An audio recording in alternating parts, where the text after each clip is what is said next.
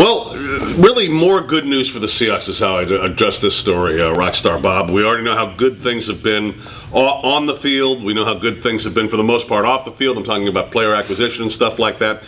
And the mastermind behind all that is, the Seahawks, I think, are in agreement, is what we can take out of the news that we heard today, that John Schneider, over a year ago, signed a contract extension to remain as Seahawks GM. And I don't know if, I understand the whole relationship with Pete Carroll and everything, but I don't know if there's a more important person, in my opinion, of the Seahawks' long-term success than John Schneider. Well, it's great news, and it's surprising news only in the sense that everything gets out these days.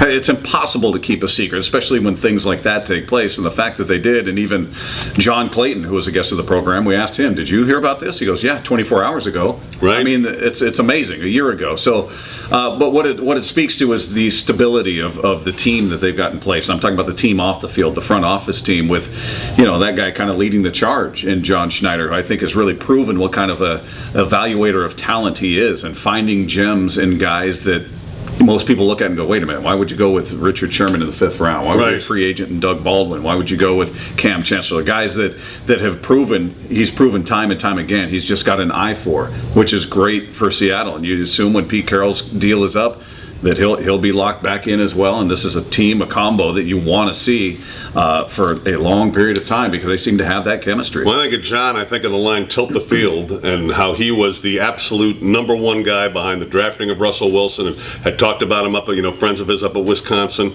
That belief of that. It's unfair to a degree, but you compare his success in taking a shot on guys, and then look, first rounders like Russell Okung and Earl Thomas. You compare it to Jack Sorensic, who has swung and missed on guys. Why are you picking on Jack? I can't help it. He's the only other guy in town that we can look. It's really there's some serendipity to it. There's certainly some element of good luck to it, but it is uncanny when you look at what Schneider has done in the draft. Number one, let's cut it into another level too. The undrafted free agents they brought in, led by Doug Baldwin, who have been, and he's not the only one, who have been a key part of this team. The seemingly minor pickups, Breno Giacomini, things like that, guys who start. Paul McQuiston, starter. Great job with free agents so far. They've hit on every single one of them. The triple threat. It's my only thing is I wonder why they didn't sign him up for longer.